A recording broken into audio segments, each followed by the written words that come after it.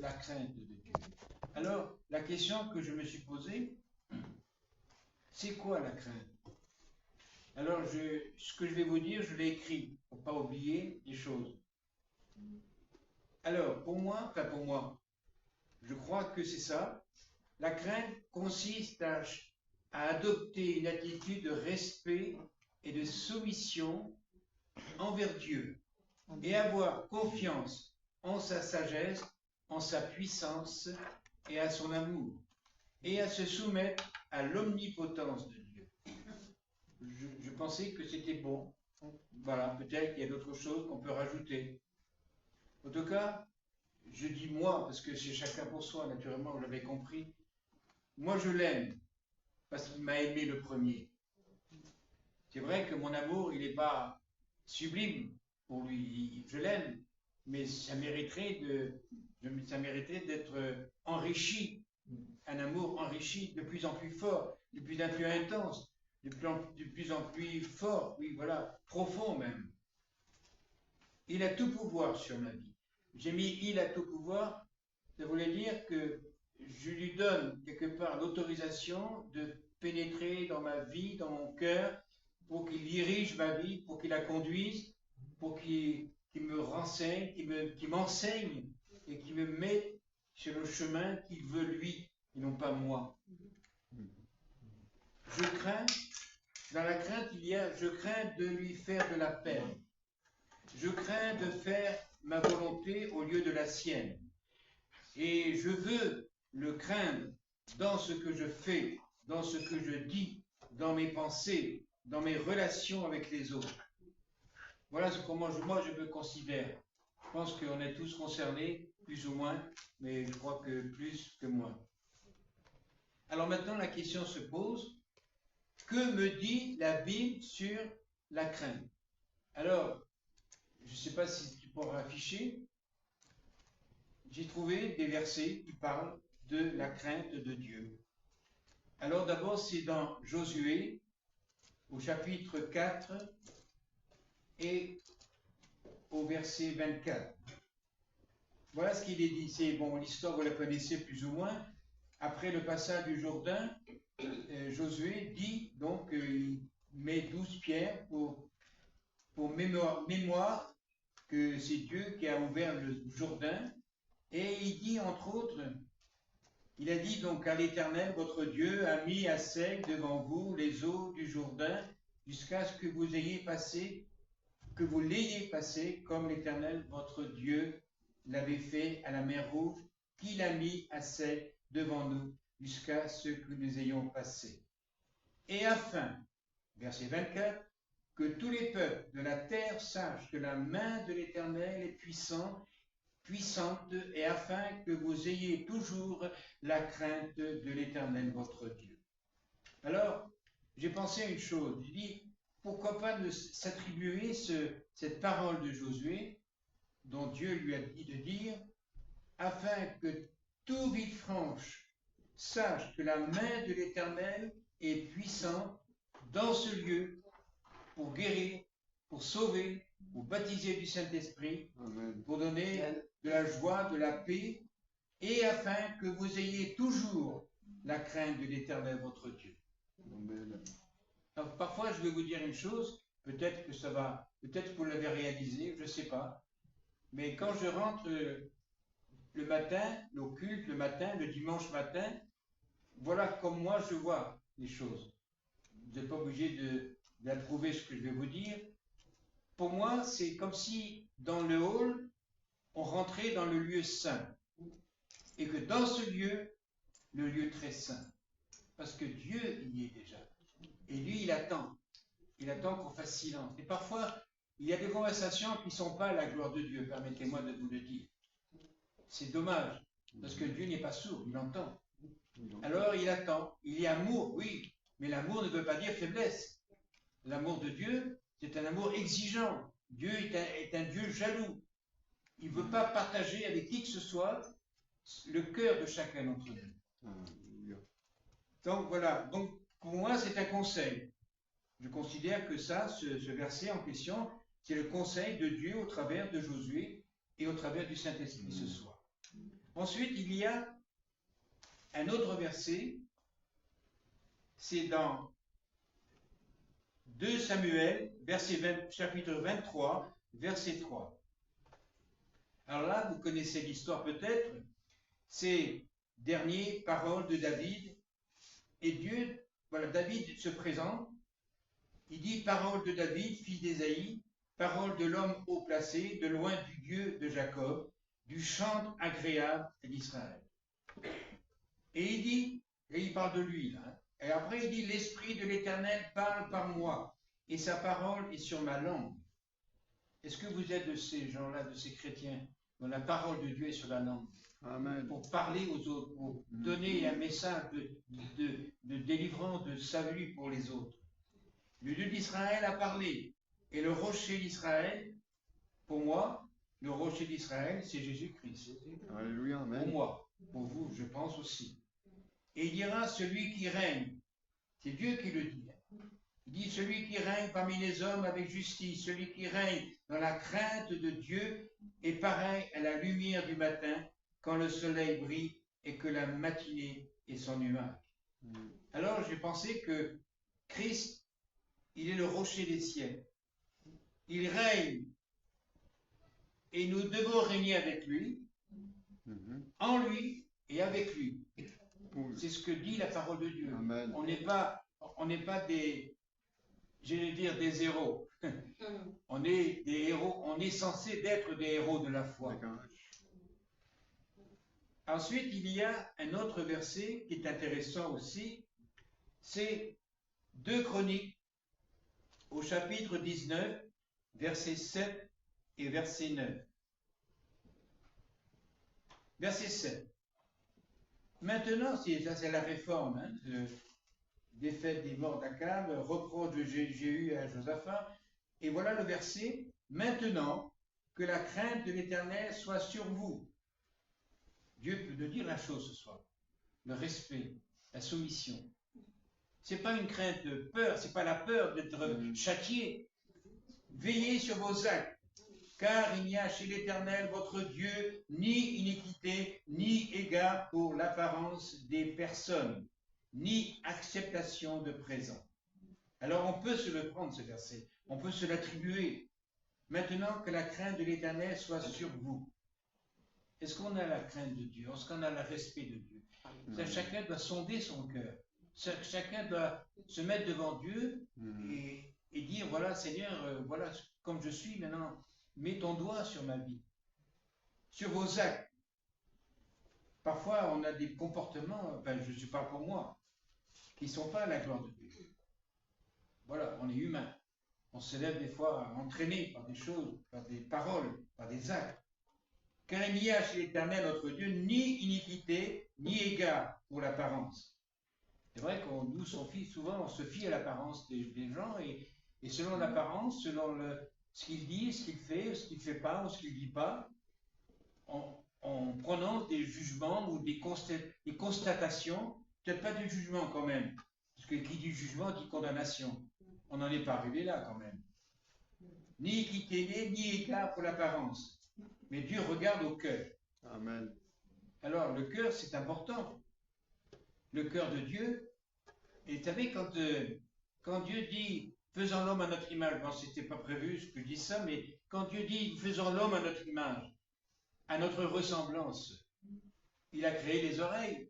C'est bien pour entendre la voix de Dieu. Enfin, peut-être audiblement, mais le cœur aussi est concerné. Il a donné des yeux pour voir la gloire de Dieu, pour voir des... Vous savez, il y a un certain pasteur qui s'appelait Eugenio Jiménez, et c'est pas l'histoire, c'est qu'il est dit que pendant ces campagnes d'évangélisation, par milliers, quelqu'un a vu la jambe d'un homme qui était coupé et qui repoussait sur place.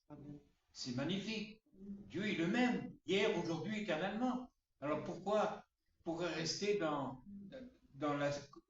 la contemplation et pourquoi rester inactif, quoi, hein? Donc les actes que nous devons avoir, c'est des actes qui donnent gloire à Dieu, des actes qui se font dans la crainte et dans le respect que nous devons avoir avec Dieu. Ensuite, nous avons Une autre lecture, vous me direz, ça fait beaucoup de lectures, mais c'est important, parce que la C'est normal. Bible parle d'elle-même. Je n'ai pas vraiment besoin de faire des commentaires.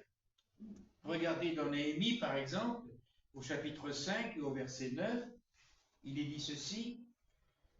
Bon, c'est Néhémie qui parle, hein. Il dit, fais des droits aux pauvres et dénonce la cupidité des grands. Mais enfin, mis à part ça, il dit, puis je dis, ce que vous faites n'est pas bien. Ne devrez-vous pas marcher dans la crainte de notre Dieu pour n'être pas insultés par les nations qui sont nos ennemis? Vous savez, des fois on fait des choses qui ne sont pas bien et que le monde nous regarde. Et ça, c'est pas, j'allais dire que, pas insulté forcément par les gens qui nous entourent, par la famille, par les amis, par les connaissances, par notre témoignage. Il y en a qui vont nous mépriser peut-être, qui vont nous rejeter. Mais nous devrions faire ce qui est bien, non pas ce qui n'est pas bien. Et pour ce qui est bien de Dieu, n'est pas forcément ce qui est bien pour nous. Je crois que Dieu, il veut nous communiquer des richesses qu'il a en réserve. Mais les richesses qu'il a en réserve, il nous les propose. Maintenant, comme on dit, moi je crois que Dieu propose et l'homme dispose. Je veux ou je veux pas. Je veux continuer dans mes voies, mais le témoignage, il est sapé. Le témoignage que nous devons avoir envers les autres, dans la famille, dans les amis, ne sont pas forcément bien vus. Et les gens, ben, on est tous pareils, souvent. On constate, on estime que l'autre n'est pas bon, c'est parce qu'il a dit. On ne juge pas forcément, mais le monde juge, lui, selon ce que l'on est, ce que l'on n'est pas. Et si on est enfant de Dieu, on devrait être semblable à son Fils, Jésus-Christ. Il y a autre chose encore aussi dans Job. Dans Job, moi j'ai marqué « La crainte me rend sage et intelligent ». Job 28, il est dit « Puis il dit à l'homme, voici la crainte du Seigneur, c'est la sagesse. S'éloigner du mal, c'est l'intelligence. » Alors la sagesse, c'est la sagesse selon Dieu, non pas selon nous. La sagesse, c'est de voir les choses équitablement, comme Dieu voit quelque part. Et oui, c'est ça, finalement. C'est de voir comme Dieu voit. Et Dieu veut nous donner de l'intelligence. Et l'intelligence, on n'est pas né forcément avec. C'est comme le salut, on n'est pas né chrétien, on est devenu chrétien. Et l'intelligence, ben c'est l'intelligence que Dieu veut nous donner pour découvrir les choses, pour avoir de la connaissance, pour évoluer, pour grandir dans la foi, pour grandir dans la sagesse, pour grandir dans la communion fraternelle avec les autres aussi. C'est important. Il y a encore une autre. Rassurez-vous, ça va bientôt finir, mais pas encore. Au chapitre, à Romains au 13, verset 7, il est dit ceci. Rendez, c'est Paul qui dit ça, bien sûr, aux Romains, aux chrétiens de Rome, rendez à tous ce qui leur est dû. L'impôt à qui vous devez l'impôt, le tribut à qui vous devez le tribut, la crainte à qui vous devez la crainte, et l'honneur à qui vous devez l'honneur. Alors, vous imaginez bien que Dieu a instauré dans les pays du monde des autorités. Alors, si vous ne payez pas vos impôts, l'inspecteur, il va vous tomber sur le dos, n'est-ce pas? Mais bon, l'impôt, c'est les lois qui les veulent comme ça, et on doit être soumis aux lois républicaines. Comme on est soumis aux lois, on devrait être soumis aux lois de Dieu. Le tribut, je n'ai pas trouvé ce que ça veut dire, mais c'est pas grave. Par contre, la crainte, à qui vous devez la crainte? On doit craindre les autorités qui nous gouvernent. Dieu les a placés. Bon, ils ne sont pas parfaits, ils sont même dans les ténèbres pour certains, mais il y a des lois républicaines qui sont bonnes pour que le peuple puisse vivre dans la sécurité, quelque part de l'obéissance aux lois républicaines. Et donc, Dieu est derrière tout ça. Dans la crainte, si on craint les autorités, les gendarmes, ou je ne sais pas qui encore, bref, si on craint aussi Dieu qui est derrière tout ça. Parce que c'est vrai qu'il y en a qui disent ni Dieu ni loi. Il y en a des gens comme ça, malheureusement. Les gens sont. Mais, vous savez, maintenant, les gens ne craignent plus l'autorité. Ils attaquent l'autorité. C'est le contraire. C'est un monde à l'envers. Mais là, il nous dit, craindre à qui vous devez la craindre. Moi, je crains Dieu. Je le respecte et je sais qu'il est, il est Dieu quand même. Hein. Il est sauveur, il est amour, mais il est le créateur. D'ailleurs, il était prouvé que Dieu est un Dieu créateur, mais un Dieu destructeur. Et oui, on le voit, ne serait-ce qu'au déluge déjà, de Sodome et Gomorrhe, et tant d'autres situations avant et après. Donc on doit craindre Dieu parce qu'il est quand même Dieu, il est le Dieu de la vie. Alléluia. Alors il y a un autre encore. On arrive à la fin, il y en a 10, on est au 7. C'est vrai? Alors, Philippiens 2,12. Ainsi, exhortation à la sanctification. Ça aussi c'est important, la mise à part. Ainsi, mes bien-aimés, comme vous avez toujours obéi, mettez en œuvre votre salut avec crainte et tremblement. Alors, là j'ai une petite note, il est écrit salut, travaillez à votre salut. Ça veut dire quoi? Moi j'ai pensé, parce que ça m'arrive de réfléchir quand même, malgré mon âge, mais bon, j'ai dit finalement, Dieu me dit, voilà, j'ai mis de l'amour dans ton cœur. Maintenant, fais-le augmenter, fais-le grossir. C'est comme un livret de casier épargne, vous savez, vous mettez des sous et ça monte, ça monte, ça monte. Mais là, il dit, vous avez de l'amour. Donc, travaille cet amour afin de le fructifier, de le faire grossir. La patience, par exemple. Je t'ai donné de la patience. Mais maintenant, travaille à la patience, travaille à ce que qu'on ait davantage. Il y a des frères et des sœurs qui ne sont pas tellement agréables, alors tu les supportes, tu les aimes davantage que les autres, parce qu'ils sont comme ça, mais l'amour se communique, la patience se communique, la grâce aussi, et l'autre, il est comme toi, toi tu es comme lui, donc tu peux grossir, grandir, t'affermir, t'enrichir dans l'amour, t'enrichir dans la miséricorde. Donc, mettez en œuvre votre salut avec crainte et tremblement. Est-ce que ce mot tremblement est approprié? Moi, je crois que oui, puisque la Bible le dit. Tremblement, parce que, bon, on est fait de chair et de sang. Hein. Dieu, il peut faire de nous ce qu'il veut si on lui laisse toute la place. Il y aura des situations peut-être qui seront terribles, qu'on a connues plus ou moins, d'autres qu'on connaîtra peut-être parce que l'avenir appartient à Dieu, mais pas à nous. Donc, avec crainte, avec respect, oui Seigneur, je me soumets à ta volonté. Jésus, je me soumets à ta volonté parce que tu as payé le prix.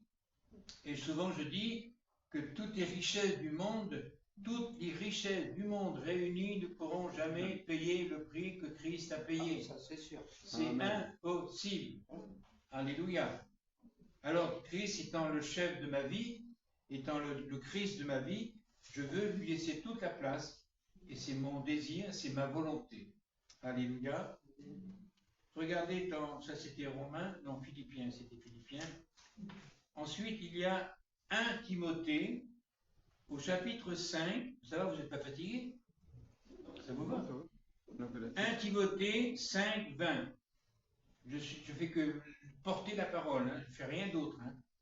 1 Timothée 5, 20, il est dit, ceux qui pêchent, reprends-les devant tous, afin que les autres aussi éprouvent de la crainte.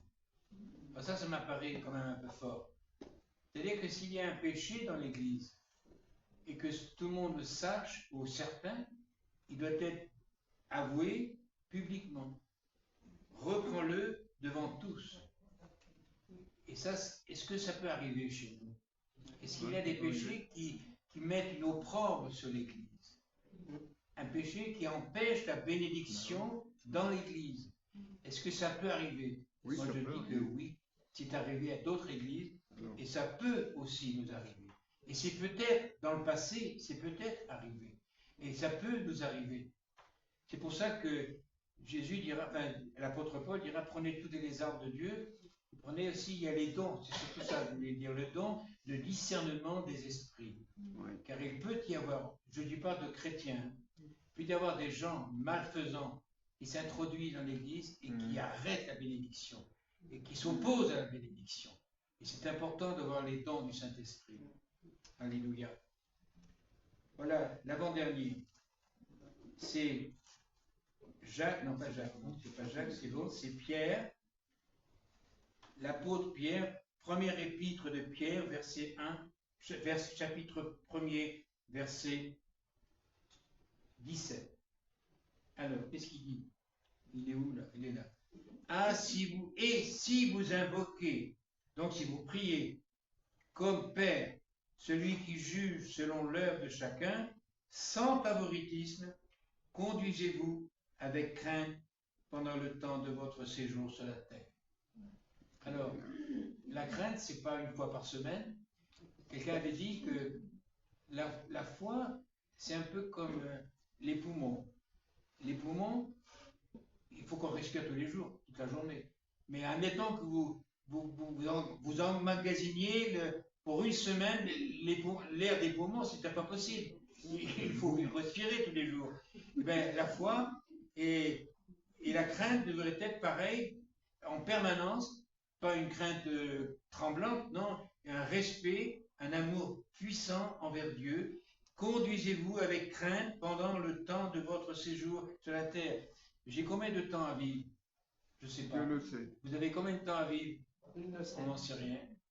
En tout cas, c'est jour après jour qu'on doit se maintenir dans la foi et dans la crainte du Dieu Tout-Puissant, du Maître de l'univers. Et ça, c'est important parce qu'on n'a pas tendance, on a tendance à parler de Dieu, c'est vrai, mais est-ce que vraiment on sait qui est Dieu? Moi, je dis non. Pour moi, je ne sais pas. Parce que si on savait qui était vraiment Dieu, on ne serait pas en train d'assis, on serait peut-être par terre, en train de pleurer, en train de gémir, en train de nous repentir de toutes nos larmes du corps, si on savait qui était Dieu, un seul instant seulement, un seul instant. Donc parfois on est négligent, on est un peu olé olé avec Dieu, et ça c'est pas bon du tout. Et pour finir, parce qu'on va finir, hein, regardez dans Proverbes, au chapitre 1er et au verset 7, moi j'ai mis ce verset comme le commencement de la science de Dieu. Proverbe 1,7. La crainte de l'Éternel est le commencement de la science. Alors je veux être intelligent. Le plus grand professeur que je peux avoir, c'est Jésus-Christ. Le plus grand maître que je peux avoir, c'est Jésus-Christ. Le plus grand savant que je peux avoir, c'est Jésus-Christ. Le plus grand médecin du monde, c'est Jésus-Christ. Et je sais de quoi je parle. Et Maurice aussi, et puis les autres aussi qui ont été guéris, ou du moins qui n'ont pas subi peut-être, qui n'ont pas été guéris spectaculairement, mais moi je dis, la fois je l'avais dit, que les produits qu'on m'a donnés, qu'on m'a injectés, ça vient de la terre. Or, le propriétaire de la terre, c'est Dieu. Donc, Dieu était derrière la science. Il a donné à l'homme la science médicale. Donc, Dieu se glorifie même et souvent au travers de la science médicale. C'est vrai qu'on voudrait voir des miracles spectaculaires. Oui, ça existe, c'est vrai.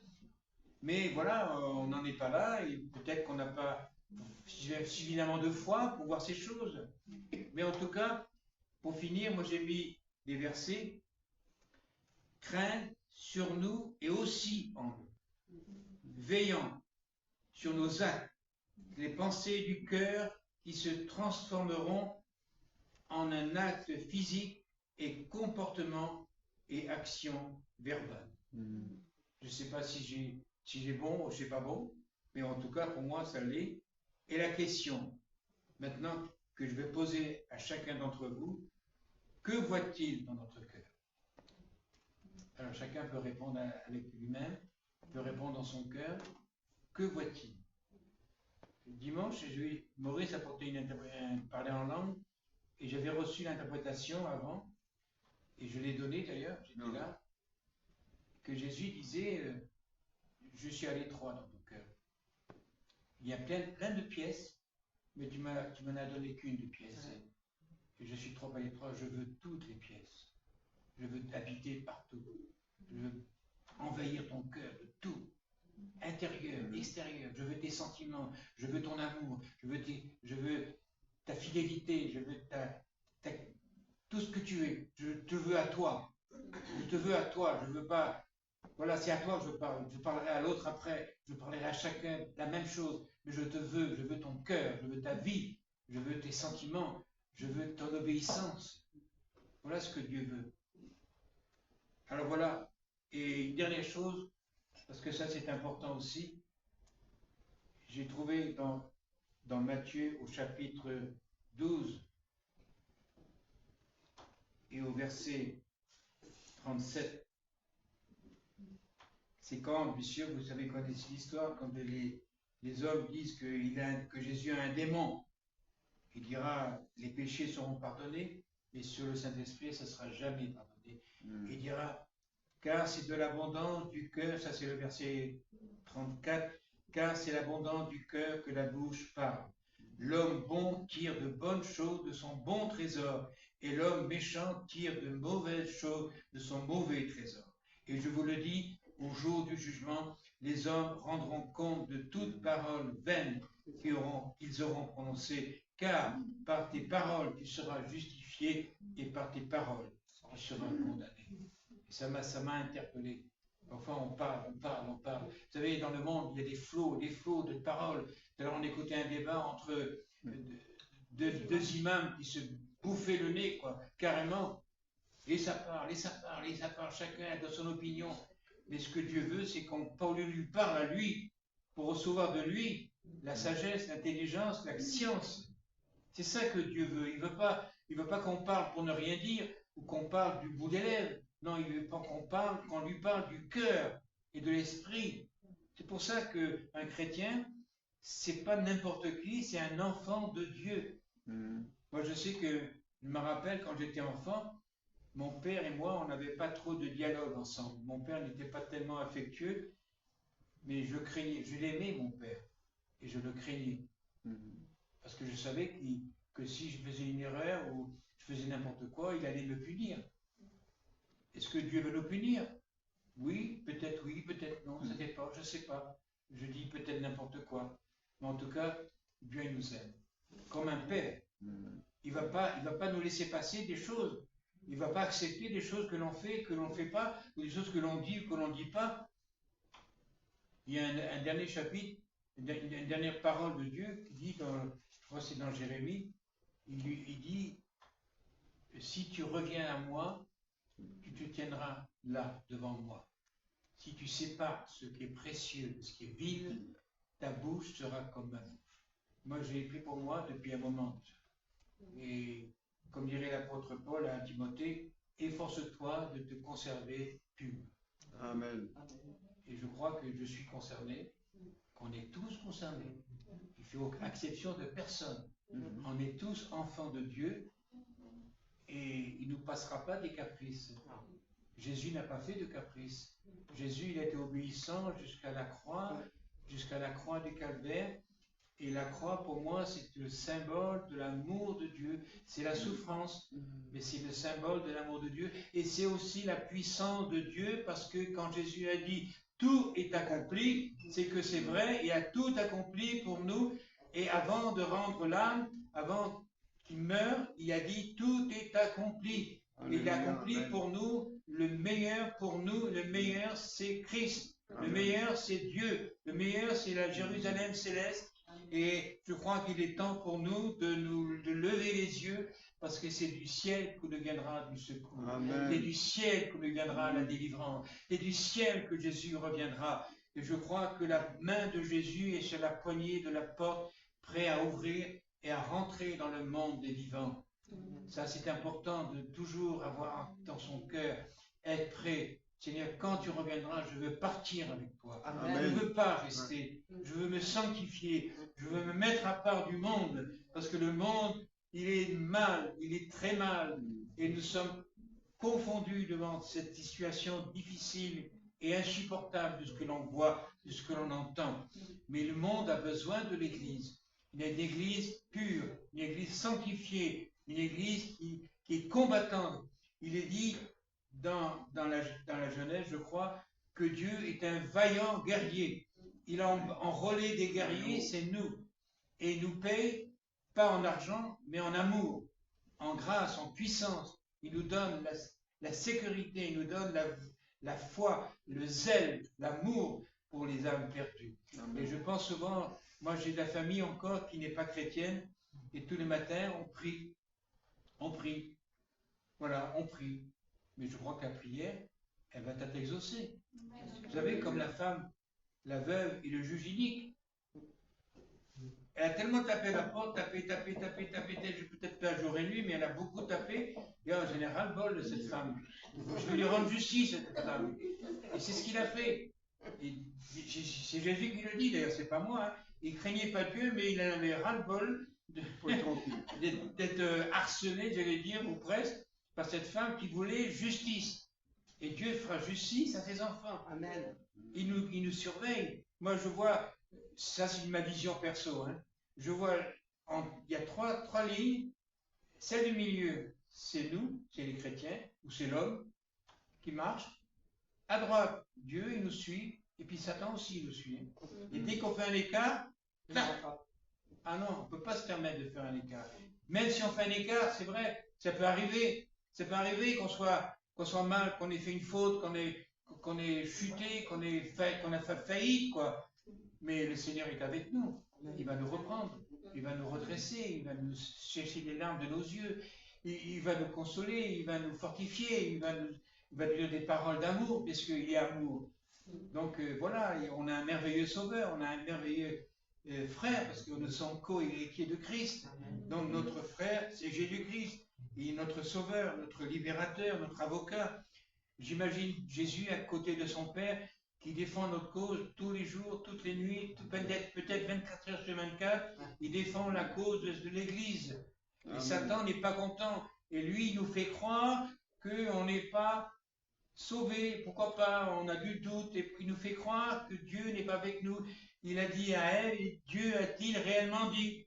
Et cette parole, il peut nous la dire encore. Dieu a-t-il réellement dit? Jésus, il a dit, tu es sûr qu'il a dit, tout est accompli? Tu es sûr qu'il a dit, je suis avec vous tous les jours jusqu'à la fin du monde? Voilà, plein de questions comme ça qu'il ne faut pas se laisser aller. Parce que Jésus, qu'est-ce qu'il a fait quand il a été tenté? Il est écrit. Dieu a dit, c'est écrit. Il a fait mettre sur écrit toutes ces paroles. Donc tu peux toujours essayer de me tenter, tu n'y arriveras pas. Et puis si on est tenté qu'on tombe, ben Jésus nous relèvera. Hein, c'est ça l'amour de Dieu. Donc il ne faut pas perdre d'espoir, mais surtout, comme je disais au début, avoir la crainte de Dieu, le respect. C'est important. Il ne faut pas rigoler avec ces choses. Dieu n'est pas un rigolo. Dieu, il est juste, il est sévère, c'est un Dieu jaloux, il nous aime. Il nous veut pour lui, que pour lui, pour que l'œuvre de Dieu s'avance sur Villefranche et Tara. Il veut que l'Église, comme nous l'avons dit tout à l'heure, que les nations sachent, que Villefranche sache, que dans ce lieu, il y a la puissance de Dieu, Amen. il y a la puissance de l'amour, de la grâce. C'est pour ça que c'est important l'amour fraternel. Il ne faut pas avoir des paroles qui sont pas bienvenues, ou pas du tout bienvenues d'ailleurs, pour certains frères et sœurs. Je ne sais pas pourquoi je dis ça, mais toujours est-il que parfois il faut vraiment avoir des paroles d'amour. Il faut savoir pardonner, il faut savoir oublier. Vous avez été choqué, vous avez été blessé peut-être. Jésus, qu'est-ce qu'il a subi? Il n'a pas répondu. Mais le Père, pardonne-leur, car ils ne savent ce qu'ils font. Il n'y a pas plus belle parole dans la bouche d'un homme qui s'appelait Jésus-Christ. Alors, lui qui est Christ, qui est Dieu, à combien plus forte raison, nous devons faire la même chose et s'humilier vraiment devant Dieu. Je pense qu'il est temps, il est vraiment temps de se sanctifier. Il est vraiment temps de se mettre à part. Parce que les temps sont durs, vous le savez aussi bien que moi, et malheureusement, j'ai peur que ça s'accentue davantage encore dans le monde. On a vu encore un mort à Marseille, dans Marseille-Nord, voilà un autre mort. Ça fait un de plus. Et ça ne nous fait rien, on n'est pas bouleversé. On sait que c'est l'œuvre de Satan, mais il faut lutter avec Dieu. Il ne faut pas être spectateur, mais il faut être participant. Jésus, il nous considère comme des collaborateurs. On collabore avec Dieu, lui avec nous, nous avec lui. On ne risque rien. On est avec lui. Mhm. Et Jésus est avec nous. Amen. Et nous sommes avec lui. Mhm. Et avec lui, eh ben, Nous sommes malgré tous les vainqueurs. épreuves, parce qu'on n'est pas à l'abri, la preuve, mais qu'importe, on a le paradis pour nous. On sait où on va. Mhm. Le monde ne sait pas où il va. Le monde est perdu, il ne sait pas. Mais nous, on le sait qu'ils sont perdus. Alors, il y a une équipe d'évangélisation dans cette église qui va tous les samedis, je crois. C'est bien. Au contraire, il faut les encourager, ces frères et sœurs qui vont évangéliser, qui vont donner les traités. Il y aura pas, tout le monde n'acceptera pas, malheureusement, de l'invitation, c'est vrai. On a donné, moi j'ai donné pas mal, quand c'était l'occasion, à des mendiants qui étaient là, des vrais ou des faux mendiants d'ailleurs. Mais qu'importe, ça ne me regarde pas, ça. Ce qui est important, c'est que cet homme ou cette femme, je leur ai donné une petite pièce, et puis voilà, j'ai dit, venez écouter l'évangile. Bon, ils ne sont pas venus. Mais il faut continuer à prier pour ces gens. Ouais. Voilà, la prière est une grande puissance. Je crois que la prière, si on prie Dieu, lui qui est tout puissant, eh ben, il va répondre. Il va s'occuper des âmes. Moi, je crois de tout mon cœur que ma famille va être sauvée. Nous, on prie pour la famille à Thérèse. Les 3/4 ne sont pas en Christ. D'ailleurs, aucun, je crois. Mais moi, je suis persuadé qu'ils vont le devenir chrétiens. Parce que Dieu va s'occuper d'eux. Mhm. C'est ça la foi, c'est de croire Amen. et de voir l'invisible devenir visible. Alléluia. Amen. Voilà, Amen, Seigneur. on ne va pas trop tarder, il est -5. Voilà ce que je voulais dire, partager avec vous, la crainte de Dieu, et puis surtout la sanctification. Parce que, vous savez, souvent, quelqu'un avait dit qu'il y a 3 choses pour un chrétien. C'est d'abord Dieu, la famille et l'Église. C'est Mhm. vrai que la famille, Dieu ne nous a pas obligés de fonder une famille. Il ne nous a pas demandé, allez, faites des gosses, faites des... Non, non, on a voulu fonder un foyer, on a fondé un foyer. Voilà, donc il faut prier pour eux, parce qu'on est responsable de leur situation. Amen. Et Dieu nous rend responsables. Comme il a été responsable dans sa mort, il a toujours veillé à ne jamais pécher, il n'a jamais péché. Et il a raison, vous savez la raison pour laquelle? Parce qu'il passait des nuits en prière, des nuits avec son Père, en contact permanent avec son Père. Il était en fusionnaire, il était la main dans la main avec son Père. Et ça, c'est ça qu'il a maintenu droit jusqu'au bout, jusqu'à la mort de la croix. Et voilà pourquoi il a dit, à un moment donné, mon Dieu, pourquoi m'as-tu abandonné? Jusqu'à présent, tu es avec moi, maintenant tu as tourné ta face, il était seul, absolument seul, humainement parlant et spirituellement parlant, il était tout seul. Ça me bouleverse, moi. Je ne sais pas vous, moi ça me bouleverse que Christ, il en est arrivé jusque-là. Il s'est tout donné, il a tout donné pour nous. Amen. Et on n'a pas le droit de baisser les bras. On n'a pas le droit. Mhm. On est des guerriers de Dieu, on n'a pas le droit. Amen. On sait qui est l'ennemi. C'est comme pendant la guerre, l'ennemi c'était l'allemand, c'était le nazisme. On savait. Mais nous, on sait aussi qui c'est l'ennemi. C'est Satan. Nous n'ayons pas peur des mots. Appelons un chat un chat. C'est Satan, c'est les démons, c'est la puissance des ténèbres qui sont là. C'est vrai que Dieu permet des situations tellement difficiles qu'on ne comprend pas et on se demande, et on se dit pourquoi Dieu permet. Ben, ça ne te regarde pas. Dieu, ici, il est grand pour savoir ce qu'il fait. Mhm. Nous, il nous demande de veiller, de prier afin de ne pas tomber. C'est ce qu'il a dit à ses disciples. Car la chair est bien, non, l'esprit est bien disposé, mais la chair est faible. Et on en est tous là. On n'est pas des super croyants, des super héros de la foi. Ben, moi, je ne le suis pas en tout cas. Donc, il faut voir les choses comme elles sont. Et je crois que d'abord la crainte de Dieu, le respect quand nous rentrons dans ce lieu, c'est ça qui est important. Parfois, il faut savoir. Il y a quelques années, on respectait, on fermait la porte. Mhm. Et quand on rentrait, on faisait silence, on préparait son cœur à l'adoration. Parce que ce que Dieu veut dans un culte, c'est pas qu'on lui demande. Quand on lui demande, on est préoccupé par nos besoins. Dans la grâce, on est préoccupé par la grâce, par la bénédiction, par le remerciement. Mais dans l'adoration, eh bien, on est commandé, mais on a un cœur qui adore, et on est inspiré par l'Esprit pour adorer le Dieu Tout-Puissant et Jésus-Christ. Voilà. Amen. Amen. je termine par là. On peut prier peut-être un instant, encore ceux qui n'ont pas prié, parce qu'il y a encore des besoins, hein, depuis tout à l'heure. Amen. Alléluia. C'est vrai, Seigneur, que nous ne sommes pas conscients de qui tu es vraiment. On a entendu parler de toi, comme avait dit Job. On avait entendu parler de toi, mais j'ai entendu parler de toi, mais maintenant mon oreille, maintenant mes yeux t'ont vu, mon oreille t'a entendu.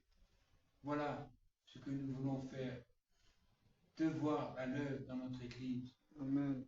Te voir, Agir. voir l'œuvre physique de ta puissance, de ton amour. Mais tu nous demandes pas forcément de vivre notre foi dans ce que nous voyons, mais que notre foi déclenche le bras de Dieu. Amen. Pour venir dans toute ta puissance au milieu de nous. Tu vois nos malades, c'est vrai que nous prions Seigneur pour Myriam, pour Sullivan. Tu vois ces bien-aimés, Seigneur. On n'a pas le pouvoir de changer les choses, mais on a le pouvoir de prier. Et nous prions à un Dieu tout-puissant qui a fait le ciel et la terre, qui nous a dotés d'éléments naturels pour que nous puissions te voir, t'entendre et te parler, car tu as fait la langue à l'homme pour parler à Dieu d'abord et ensuite pour parler aux autres. Une langue convertie, une langue qui sait donner des paroles de bien, des paroles de consolation aux autres, des paroles quand quelqu'un perd un être cher, des paroles d'amour et de consolation. C'est vrai, Seigneur, qu'il y a des malades au milieu de nous. Il y a des malades physiques, morales et spirituelles. Et Seigneur, te demandons ce soir d'intervenir dans leur vie. Alléluia, Seigneur, ton esprit agisse dans leur tu cœur. vois Jean-Philippe, Seigneur, combien il souffre. Nous te demandons, Seigneur, de poser ta main sur lui et de le bénir et de lui donner la joie dans le cœur, sachant que, Seigneur, son nom est inscrit dans le livre de vie. C'est ça notre espérance. Amen. C'est que notre nom est inscrit dans le livre de vie. Il est dit, celui qui croira, qui sera baptisé, sera sauvé. Amen. Nous sommes sauvés. Et nous sommes à l'abri de la colère de Dieu qui va s'abattre, qui a commencé déjà à s'abattre sur la terre des hommes. Seigneur, bénis mes frères et sœurs, que vraiment il y ait une onction de l'Esprit dans leur vie. Amen. Alléluia. Continuons à prier, on a peut-être quelques minutes encore, s'il vous plaît, pour des cas, pour des situations.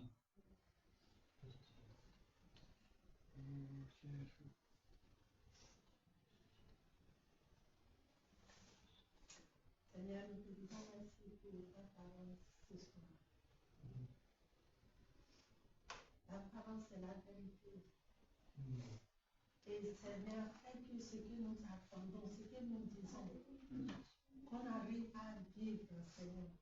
Que ce ne soit pas une parole seulement que nous attendons à faire, on oublie ce qu'on a dit. Seigneur, pardonne-nous là où nous avons fait des choses qui ne brillent pas pour nous dans cette église. Oui, parce qu'il y a des gens, si on peut toujours, ou bien on peut mettre les gens devant, comme tu as dit ce soir. Il y a les gens que tu vas mettre devant.